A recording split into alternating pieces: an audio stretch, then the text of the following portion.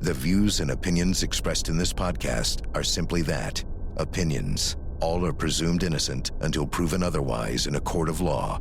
Sensitive topics are discussed. Discretion is advised. The haunting murder of Holly Bobo still echoes across Tennessee's wooded backroads years after the 20-year-old nursing student vanished from her family's driveway at dawn. Her remains were found in a remote forest, and a jury later convicted a man they believe brutally kidnapped, raped, and murdered her. But now that convicted killer is back in court, arguing he deserves a new trial, claiming the evidence was flawed, the witnesses unreliable, and justice never truly served. For Holly's family, the reopening of old wounds feels like another nightmare they never asked to relive. Will the system overturn the verdict or finally end the case for good? Tonight, the latest from today's big hearing. Meanwhile, the disappearance of 9-year-old Melody Buzzard has become a race against time. Her mother, Ashley Buzzard, took her on a 3-day road trip halfway across the country, but Melody never came home. And Ashley is saying nothing about where her daughter is. And now she was back in court, charged with falsely imprisoning a man she has known for years and threatening him with a box cutter. What's going on with Ashley, and where is Melody? Tonight, we look for answers.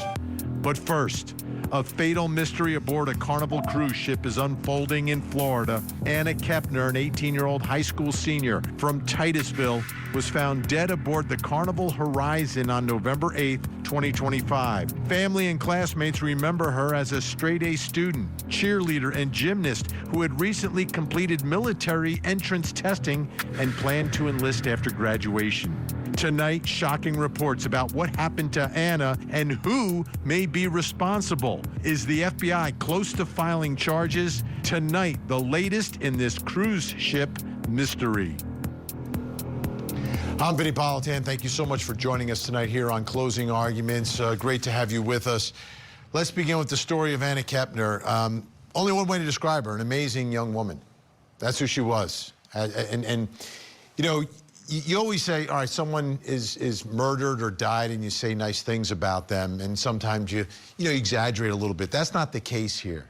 You're talking about any parent who's raising a child. This is how you'd want your child to turn out, right? Straight A student, popular in school, someone who was very charitable, and not just like with giving things, but giving her time and helping people who were less fortunate than she was, or helping people who maybe were sort of like outcasts at school, and having an incredible personality, an incredible outlook at life.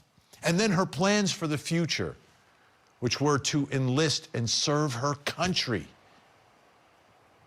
That's who we lost. I want to make that clear off of the top. Now, the other part of this story that strikes me is how absolutely devastating this is for this family. And we're going to learn a little bit more about this family and the suspect in all of this. But just the fact that where we are, we're right before Thanksgiving. A family is going on a family vacation, and there's one less family member coming home. Someone who, it appears, was killed aboard this cruise ship. In a vacation that should be a time for a family to get together, to enjoy each other's company. It should be a time for fun. She's a senior in high school, and now you've got the holiday season coming up, and all of this has happened. I don't know how a family recovers from this, to be honest with you. Hopefully they can, but I don't know if they can. Let's talk about the case. This is an easy one to solve. This is easy to solve. You have a very confined crime scene area, right? First, it's just the ship, you're out at sea, right? So it's someone on the ship, if in fact this is a homicide, right? And then within her cabin. And then on a cruise ship, there are cameras everywhere, tracking every movement. So if someone is following you, or someone is walking down the hallway, or someone comes, it's all gonna be captured on video. And there are reports tonight that that's exactly what happened in this case. That there is some video of her with someone, perhaps the suspect in this case, just prior to what happened. The other thing about this case, because it's out in the water, yeah, they took off from Florida, they're returning to Florida, but they're in the water. This is a federal case, and that changes a lot of the legal dynamics here as well, and we'll talk about that this hour.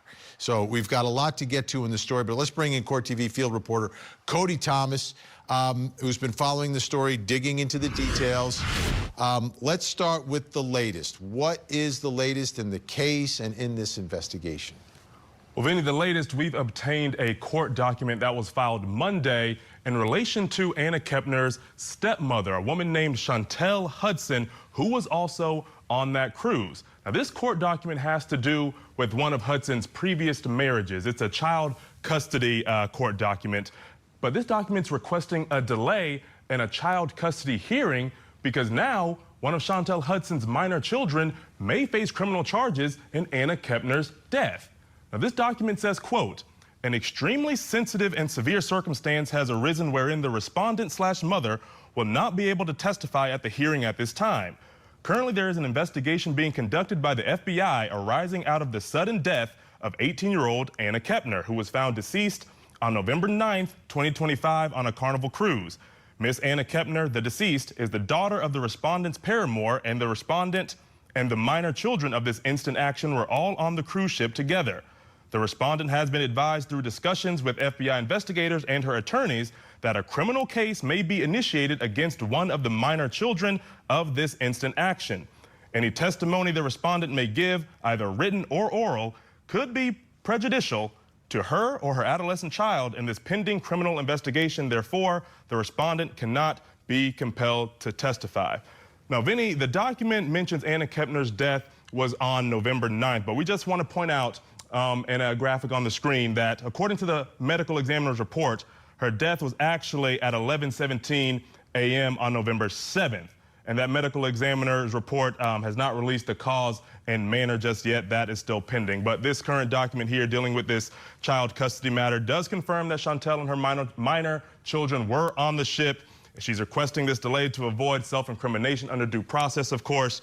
And Vinnie, actually another court filing relating to Hudson's previous marriage filed Tuesday, just yesterday, identifies her teenage son labeled TH as a suspect in Kepner's death. And actually, according to a new document that we just got into our newsroom in the last couple minutes, it confirms that TH is in fact 16 years old. So that's a bit of new information there. 16-year-old suspect TH, one of Chantel's minor children. And also NBC reports that TH is currently living with a relative to protect the safety of his younger sister and another one of Kepner's siblings.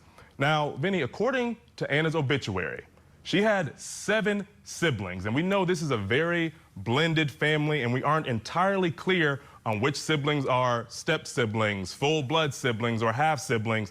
But here's the breakdown of that family tree as we've understood it. So we start off, Christopher Kepner and Heather Wright. They had a daughter. That daughter was Anna Kepner. Christopher later married Tabitha Kepner. They had 2 children. Those are Anna's half-siblings. Then Christopher married Chantel Hudson. Chantel was previously married to a man named Thomas Hudson. Now, we don't know how many children they had, but we know that Chantel moved to Titusville with the youngest 2 children, and those 2 children of Thomas and Chantel are Anna's step-siblings. So, Vinnie, that's the breakdown of the family as we understand it, but again, very blended here. Yeah, and this whole case is about family. Let's go to the crime scene now. What do we know about where and how Anna was found? Well, Vinnie, how she was found is like something out of a movie, and this information is according to the Daily Mail here. They say, quote, the body of a high school cheerleader found dead on board a Carnival cruise ship was found wrapped in a blanket and stuffed under a bed, the Daily Mail can exclusively reveal. Sources have now told the Daily Mail that Anna complained of feeling unwell on the evening of November 6th while she was eating dinner, and she headed back to her cabin. When her dad, Christopher Kepner, who's 41 years of age, and stepmom Chantel Hudson gathered the family for breakfast the next day, there was no sign of the bubbly, popular teenager from Titusville, Florida. They began searching the $800 million Panama registered ship, but it was eventually a maid who stumbled across Anna's body when she entered the cabin to service it around 11 a.m. on November 7th. Two sources who spoke with the Daily Mail under condition of anonymity say the pretty youngster was found wrapped in a blanket, covered with life jackets, and stuffed under a bed. Vinnie, almost discarded as if she just meant nothing to anyone. Yeah. It seems that that scene would lend itself perhaps to some physical evidence in this case, DNA, etc. And the funeral coming up soon? Yeah, Vinnie, this week, actually tomorrow on November 20th. Now, again, you mentioned earlier, we're talking about a girl who was a varsity cheerleader. She had her boating license before she got her driver's license, a certified scuba diver. She had plans to join the Navy. We're talking about a real go-getter here. Her family says they want this to be more so a celebration of life. They want it to be very casual, and they want people to not wear black as, you know, people are traditionally wearing at funerals, but to wear bright colors because that's what Anna would have wanted. And according to her family in her obituary, Vinnie, they say, quote, "How can we possibly capture every bit of beauty that was Anna Marie Kepner? Our Anna Banana, our sunshine, our baby girl. At just 18 years old, she filled the world with laughter, love, and light that reached everyone around her.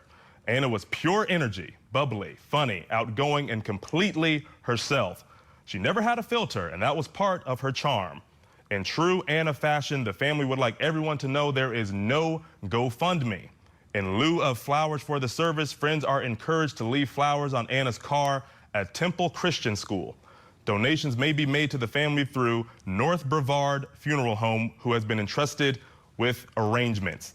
The Kepner family asked for privacy and respect during this difficult time and for everyone to remember Anna with laughter, color, sunshine, and love, because that's exactly how she lived her life." And Vinnie, that gets us to this picture, as it mentioned, of her car at her high school. We see the clear outpour of love for this young woman, all the flowers covering up just as the family asked, just a little bit of remembrance for her classmates, those people at her school, and the people in her community.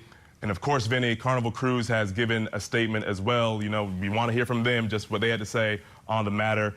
They say, quote, "Carnival Cruise Line is fully cooperating with the Miami office of the FBI in the investigation of the death of a guest traveling on Carnival Horizon last week. The ship returned to the port of Miami as planned on Saturday morning, November 8th, and the FBI has advised that there is no related threat to safety aboard as it sails its current voyage. Beyond that, since this is an ongoing matter under the jurisdiction of law enforcement, all media inquiries need to be directed to the FBI's Miami Public Affairs Office. Our focus remains on supporting the family of our guest and cooperating with the FBI," Vinnie. So just a very sad story all around here, Vinnie, and, you know, we're going to have some new details coming out hopefully soon as far as who's responsible and in what manner this actually happened. Yeah, all of it's, again, devastating to the community, devastating to the family. Cody Thomas, thanks so much. Let's bring in our think tank. Joining me live in studio, criminal defense attorney, former assistant state attorney, Miami-Dade County, and former assistant DA in Atlanta, Darrell Cohen, along with criminal defense attorney, law professor Meg Strickler, and criminal defense attorney, the man behind the glasses, Josh Schiffer. I'm trying to figure out where to start with this. I want to start here. If the suspect is a 16-year-old stepbrother and son of the stepmom, if he made any admissions to a parent, is that privileged, or are they going to be compelled to give that evidence, that testimony? Let me start with another young person dead that shouldn't be dead.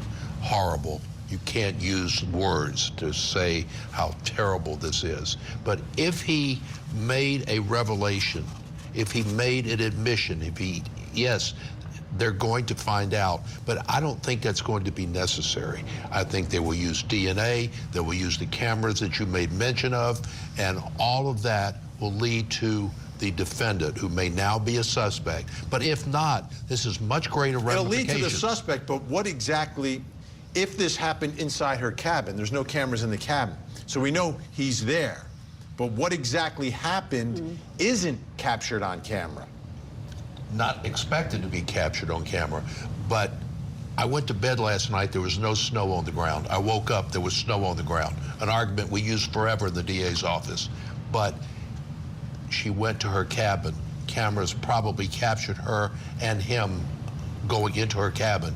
He walked out of the cabin. She didn't. She was found under the bed, wrapped. I'll just have to bring up that the investigation is going to bring us a lot of illumination, specifically cause of death.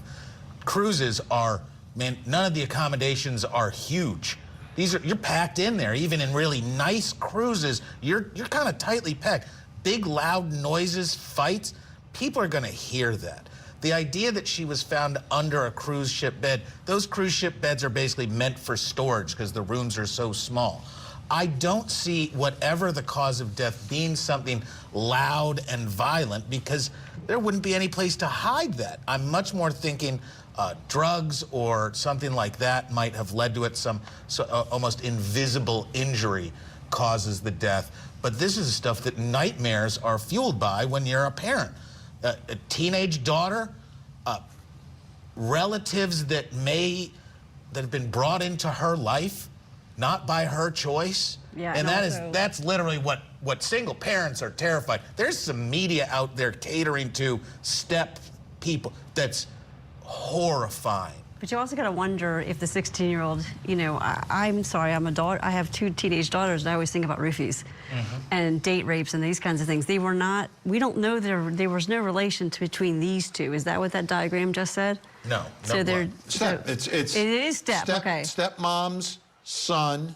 So is there blood between? There's no blood. No. No, Okay, it's not good. a half. It's not a half Exactly, brother. okay. It's not a half sibling. It is a step sibling. So then that could mean that he might have been, you know, had interest in her, and then maybe something happened, and then therefore the advances got discarded, and then he got angry. Yeah, to me, that's why trying to figure out exactly what happened. Let me put this up on the screen, because federal jurisdiction here. Murder, under 18 U.S.C. 1111. Murder is the unlawful killing of a human being with malice aforethought. Every murder perpetrated by lying in wait or any other kind of willful, deliberate, malicious, or premeditated, or aggravated sexual abuse, or perpetrated from a premeditated design is murder in the first degree. Within the special maritime and territorial jurisdiction of the United States, whoever is guilty of murder in the first degree shall be punished by death or imprisonment for life. If this is a murder case, it's life. Whoever is guilty of murder in the second degree shall be imprisoned by a term of years or for life, if this falls into But murder. remember, federal guidelines or sentencing guidelines. I have a murder case right now that's that case. First degree? Yeah, first degree. And so you can also have sentencing guidelines. So you have the life imprisonment, but there's all this magical mumbo jumbo that's the guidelines that can also go to a certain level. Mitigation will happen here. We don't know. We need to know what happened. We need to know. Well, how are we going to find out what happened? There'll He's be not an going to talk. No, but there'll be an autopsy. How do you we know need he to know, won't talk? was it a roofie? Was it strangulation? Was it something in the sexual context? Once we find out the cause of death, we can move much more quickly and find out who it was, and if they know who it was, they'll be able to have the appropriate and necessary evidence to convict him, and I say him. Well, from the filings that have been made in these other cases, and obviously the family is much closer to the investigation than anything that's been made public, right? And it seems that they're very concerned that there's going to be criminal charges against this The feds don't play. stepbrother. Yeah, no, he's going to be arrested and he's going to be put in custody, but he's 16. There will be some sort of... He'll be waived up, though. This is going to be in Oh, adult court. guaranteed, but he's not going to... It's my opinion. Doesn't mean I'm right. But I think there's going to be a lot of maneuvering going on because he's 16. You're absolutely right, and the feds do not mess around with this, let alone when you bring in the international. The impact on cruising as an industry is a political issue. You cannot have... But this is a family affair. No, it it's is, not. This but is a it's family not, affair. It's nothing to do with the cruise. With fear of Thousands of people, cruising with is thousands of a people there. billions of dollars flow through this, and that's why you're going to see the cruise industry react very curatedly in dealing with this in an upfront manner to not drive down participation by travelers. But we're also going to see... But it's not straight. I mean, the allegations right now from what's been made public through these court filings and this other case, this custody case, this has nothing to do with any other passenger. Nope. It has nothing to do with the crew. It's all within this very blended family. It's still the impact on the industry as a whole. When those kids got killed in Central Park, it destroyed New York tourism. It carries over, and this is an industry that Central is Park still wasn't recovering. It was strange. It was Places stranger get on stranger. These are people that know each other. Here we have to make absolutely sure who the defendant is, her cause of death. Yeah. Once we do that, the cruise industry... Well, Mom is concerned that she's saying it's her 16-year-old Cruise son. industry is going to highlight that it was a family relative absolutely. and not another traveler. Yeah. Because the last thing that industry needs is lawsuit. your 18-year-old daughter met what does somebody this on trial a look cruise like? that did What does something. this trial look like with this family? Looks like Listen, a it's plea. not going to trial. Yeah, 98% not of in a federal million cases. years. 98% of federal No, cases. especially if it was the stepson. That case Yes. gets dealt with and it never Bye-bye. sees. So he just goes. A lot I mean, of public. there's no, what does he have to lose? What kind of? He's not going to get a deal. Yes, he will. Yes, he will. Yes, he will. He's 16. Yeah, he will. Thank They're you. going All to right. We'll see. examine him psychologically, and he's going to have some problems. And remember, the digital evidence on a cruise ship is all captured by that cruise ship. And they have their phones. They're going to have amazing evidence of everything that happened except maybe that image, Except that moment. exactly what happened Yeah. between these two, if in fact the stepbrother is accused of all this. They'll All right. know what happened. They will not necessarily know why. Why? All right. Think Tank staying with us. When we come back, Ashley Buzzard, her mom, Ashley Buzzard in court. Her daughter Melody still missing, but Ashley's dealing with another case. And we got to ask tonight, what's going on with Mom? Your daughter's missing and you're threatening somebody with a box cutter? Plus, coming up next hour. Tonight on Vinnie Politan investigates a Boston police officer dead in the snow, a girlfriend accused of murder, and a community divided. Now, Karen Reed is striking back with a civil lawsuit that could expose even more evidence. Will her claims finally reveal what happened the night John O'Keefe died? Tonight, we investigate.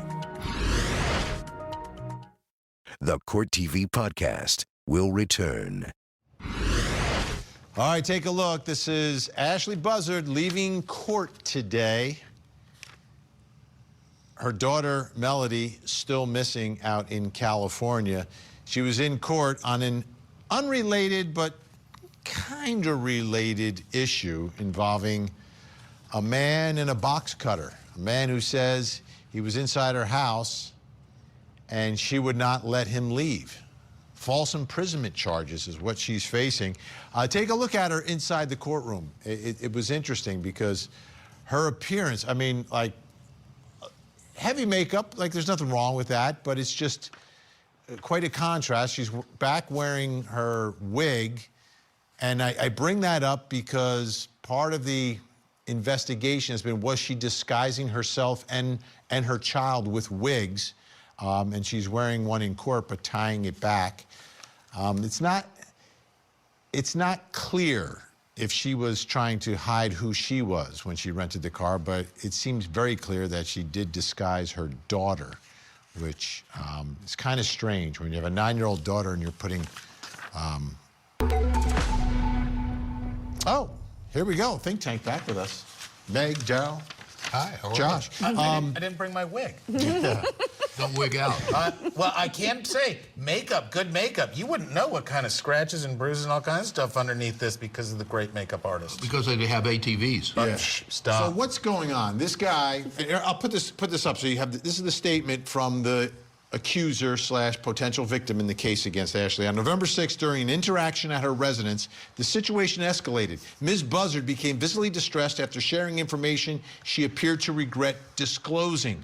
A box cutter was produced, and despite multiple requests to be allowed to exit the home, I was not immediately permitted to leave.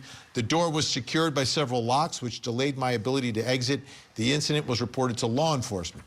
Okay, this, no one should be falsely imprisoned. But how does this, because I think she was talking about Melody, because that was the reason he was over there, talking about Melody as her missing daughter. Does this sound like icing on the cake? Does this sound like, let's keep her in custody, let's keep her under lock and key until we actually find out what happened to her But she's daughter? not. She was released. She's on an but ankle she's- monitor. It was a But she failed still- attempt to keep her. She's got the leash on. Failed attempt by who? By law enforcement. By Tyler Brewer? By law enforcement has... Tyler Brewer, what are you supposed to do? You get law enforcement, someone says, listen, someone locked me in their house and produced a box cutter. You don't charge somebody? And oh, by the way, I was there voluntarily. Something doesn't smell She has an alike. ankle monitor, You're does she not not? allowed to pull box cutters on people. And Tyler is part of this, in my opinion, because what they're doing is they went, Tyler, you know this little girl's missing. You're part of the key to this. He's not an agent of the... Oh, he is You think he was a assisting. plant by law I'm not enforcement? saying a plant. They're using what they've got because there ain't no way Tyler wrote that statement. That was cops. Yes, he did. He's a paralegal. He knows how to write that stuff. Is he paralegal? Paralegals do all Don't the... laugh that hard, man. Wait. The paralegals do all the work in your offices. Hey, true. listen, that is People in my 100% office are true. barely legal. That is, I'm you paralegal. ruined my theory of the statement thoroughly. Yeah, exactly. My view is she's hiding it. I think, sadly, the daughter is dead, and as every day goes by without her being located, more and more I think I'm right, and I pray that I'm right. I hate seeing her like that with the makeup on because she looks like there's no sadness at all at the No. lack of daughter. That is jarring. Well, let's look at two scenarios, right? One is something terrible happened to Melody. She could be dead. She could have been trafficked, right? Mm-hmm. On the other hand, mom is not all there. But she has, you know, a mental health history, and she could be in the midst of whatever sort of delusional thought. She left her with someone, and that person is just not talking. Is that legal? Yes. It's not logical. Not because logical, but is it legal? It's Are you legal. allowed It's to? certainly not But- illegal to leave your kid with someone. My kid's gone right now. She's on a field trip. Okay. She's It's gone. legal, but if this person has this poor girl, he or she is going to see either on regular media or social media what's going on, and they're going to say, oh, she's not dead. She's here with me. And what's what wrong if they with don't? rejecting all that and being like, stay away You from me can't and my live in a people? vacuum. If Melody is with Freedom. someone, is that person doing anything illegal? Not No. necessarily. Not necessarily. Maybe. Just by having custody of her at this Not moment. by having custody, but if they know that they're looking for her and they don't come forward, they're doing something Then illegal. that's a problem. Then that's illegal? obstructing. That's obstructing an investigation. There's some Not saying something is Is obstruction? obstructing. There's Yes. some newer should-have-known Because language they're that's looking. very unfair that they could use to create charges. Pshaw, yes. Yeah. Don't you have to like ask someone something Well, before they they are. can They're putting obstruct? APBs effectively out for this poor girl. Has Yeah. anybody seen her? Thank Can you. anybody come forward? Can anybody tell me where she is? But you have to What prove has that they gone know on? that they're looking. At the same time, I've you got enough live underneath a freedom-oriented rock- people that go, listen, the government has no business getting into where That's what I'm I getting am, at. where my kid's at. They can stay away, and I'm not going to tell them the truth. I'm trying to lean into best case scenario, which is she's alive, she's healthy, Yep. she's being taken care of. Is there any obligation on mom or the person that she's with if, and it's a big if that is the situation? For the mom especially, she needs to have said something. You ask her, but where's your what child? authority? Because we talked about the school. If nothing else, she's a truant. Okay, so then the truancy gets to do an investigation. right. Well, But that's not happening. It's not the truancy school resource but you're officer. If asking- she's no, okay, but there's you I'll can be get put into a delighted court to for do that. a back flip, and I can't do a front flip. Maybe she's told him. When we come back, Holly Bobo, remember that name, a victim of a horrific murder. Well, her convicted killer back in court trying to get a new trial. Details next. Now, back to the Court TV podcast. First-degree felony murder of Holly Lynn Bobo during the perpetration of or attempt to perpetrate kidnapping of Holly Lynn Bobo. You checked guilty of first-degree felony murder of Holly Lynn Bobo. Is that correct? Yes, sir. 20-year-old Holly Bobo disappeared from her home in 2011. 6 years later, Zachary Adams was convicted for the kidnapping, rape, and killing of Bobo and was sentenced to life in prison thanks mostly to the testimony of this man. Jason Autry, Jason-Autry. Jason Autry testified at trial, recounting the day Bobo was kidnapped, claiming Zachary Adams and his brother wrapped Bobo in a blanket, placed her in the back of a pickup truck, drove her to a river, and shot her. And I grabbed the upper torso of Miss Bobo. Jack come around, let the tailgate down. I brought the upper torso to the end of the tailgate. But now Autry claims he made it all up. He sat down with Nick Barris at Scripps News Group Nashville before the trial to say this. Make no mistake, Jason Autry is a liar. He told 2 stories, and the question now is, which one to believe? The answer will decide if a convicted killer goes free.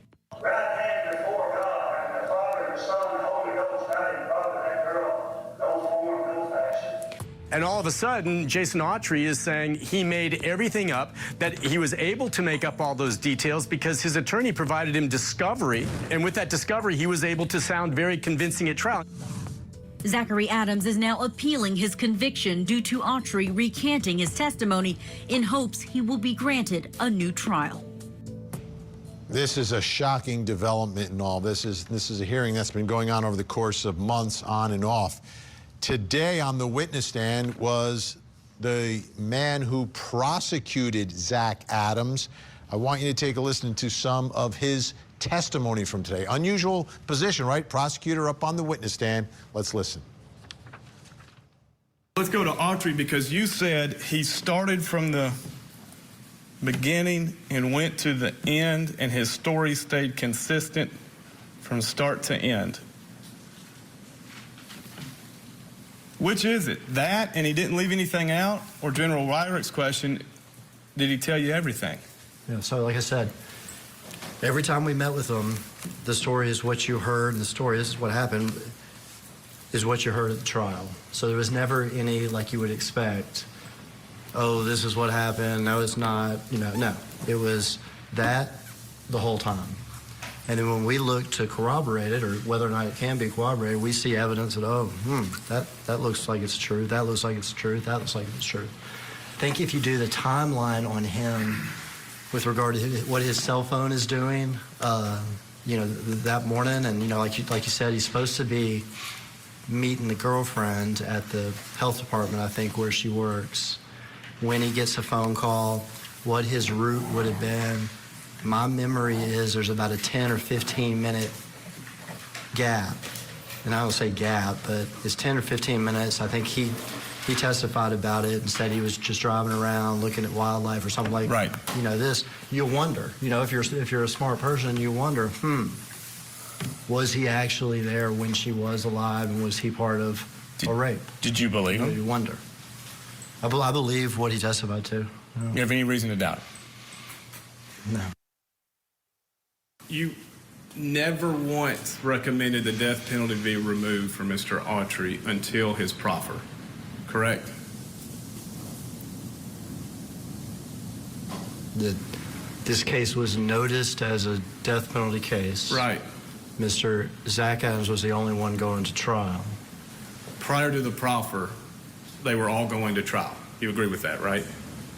Well, we had hoped to secure a cooperator so they wouldn't all go to trial, but they were all pending the court and ultimately pending a trial or a plea. And if they didn't cooperate, you're going to try to put them to death.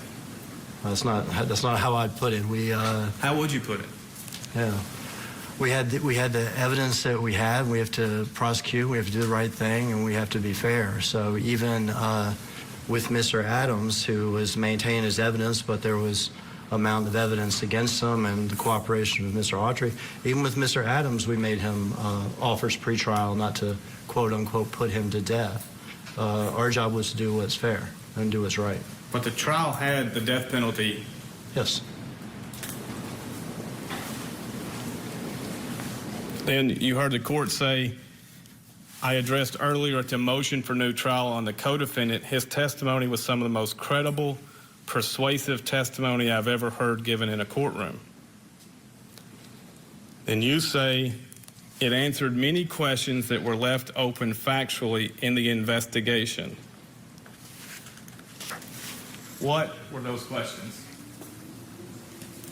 Who killed Miss Bobo? Who fired the weapon? I think it also led us to discovery of a potential murder weapon.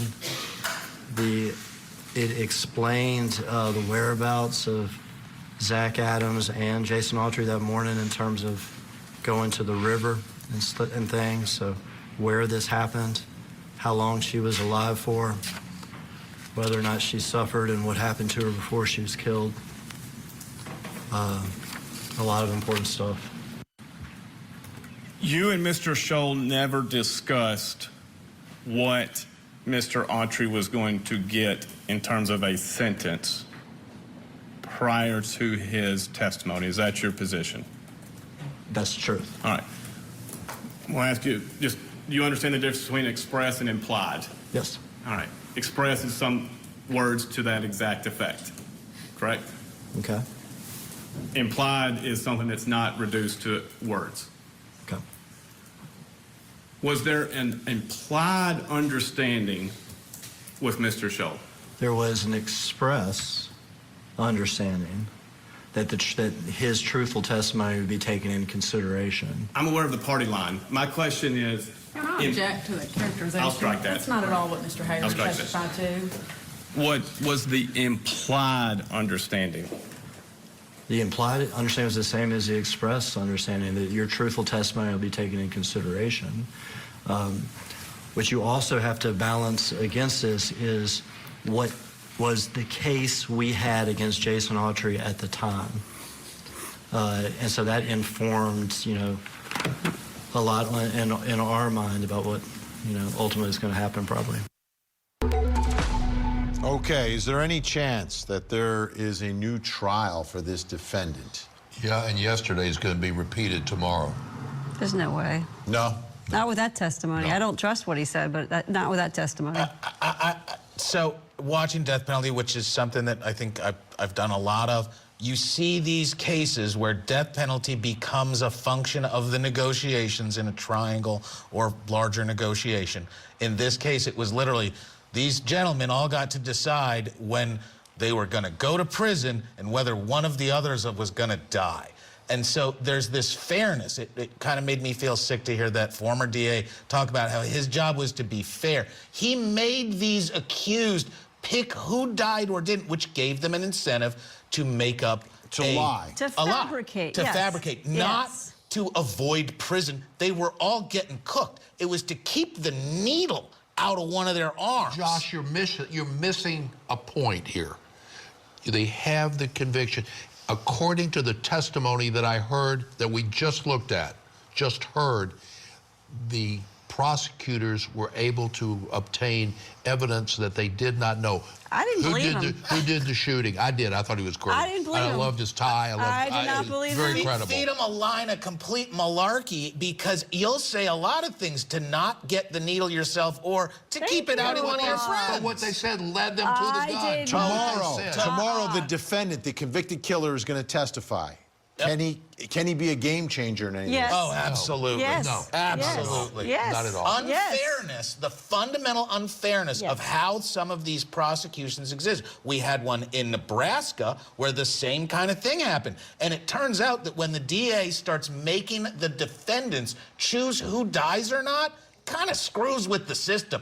Because they're accused of murder. They're all looking at angel of death in their face. And someone says, hey, you decide who dies or not. They're not accused of murder. They've committed murder, and they are being prosecuted for murder. And by the way, does this defendant remind you of a Kohlberger from Moscow? He looks almost like a brother in my opinion. Does. He does. I mean, he's got a scary look. But what can he say tomorrow? You said he could be a game changer. What can he say that would change a judge's mind If here? he sound, and look, and I'm not saying it'll work, but if he can sound more credible than that prosecutor, I personally did not think that prosecutor sounded credible. I didn't believe all the words that came out of his mouth. Now, understand, I'm biased.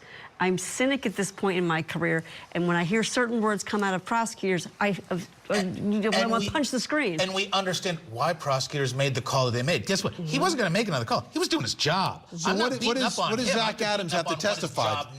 Does Zach Adams have to testify about where he was and what he was doing and what he knew and what he didn't know? He's got to create credibility, and he cannot do it. I love the prosecutor. He was relaxed. His tie was undone. His body language, his facial expressions all told me he was telling the truth. As talking about someone who used killing someone as a negotiation tactic. No. That invalidates I've the noticed that you two are negotiations. focused on the prosecutor, but I am too, and I like the prosecutor. But the killer is the one who's testifying tomorrow. What is he going to talk about that is going to change the mind of this judge? What is he going to attempt to talk about to change the mind? If he can sound credible and then also somehow ferret out whether or not the other gentleman was truthful or not. And who knows? If he can do that, that's what will move the needle. Yeah.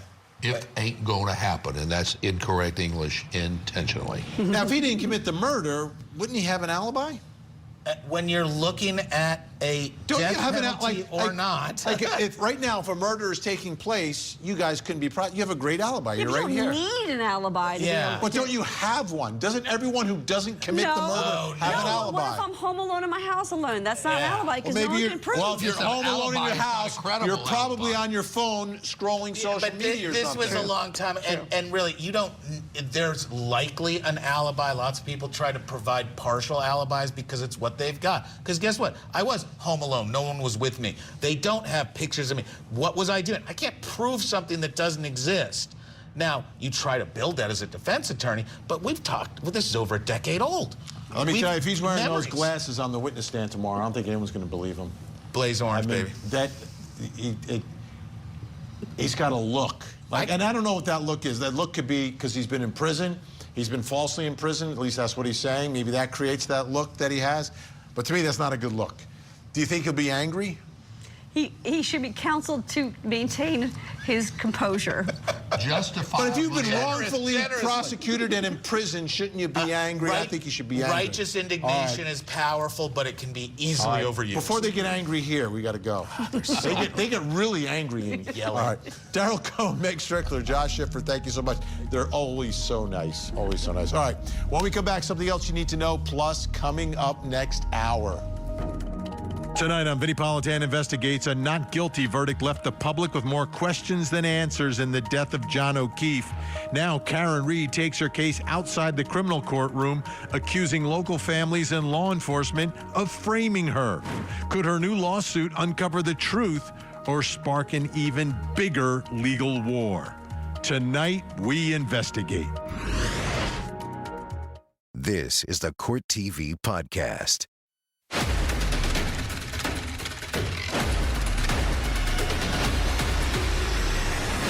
Time to reveal something else you need to know tonight. Let's take a look at the big board.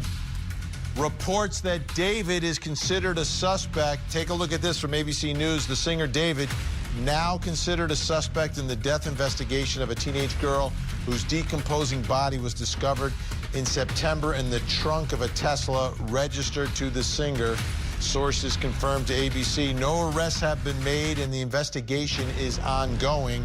According to sources, the girl's body was dismembered, and the process of dismembering and disposing of her body is believed to have involved more than one person. Investigators have been in contact with multiple people they believe were involved in the case in some way, according to those sources. So stay tuned, folks. There could be some movement on that case coming very, very soon. And of course, we'll have the latest for you right here. Right now, though, I need you to take a look at your television screens. We have a missing child who needs your help tonight. This is Serenity Bird, just 13 years old, missing from Omaha, Nebraska. If you see Serenity, pick up the phone, make a call, make a difference. You can call 911, 1-800-THE-LOST, or you can call the Omaha Police Department in Nebraska. We've got that number for you right on the screen right now. Let's see if we can get Serenity to a safe place tonight. Don't go anywhere. We have another hour of live true crime. Vinnie Politan Investigates is next. In the meantime, please don't forget to hug the kids.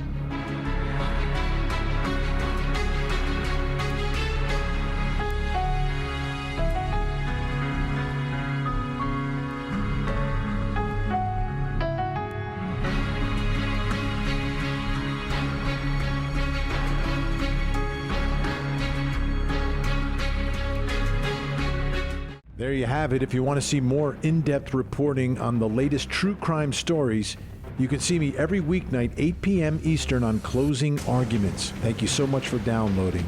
And as always, please don't forget to hug the kids. This podcast is a production of Court TV. Go to CourtTV.com for more content, trials on demand, and to find out how to watch Court TV in your area.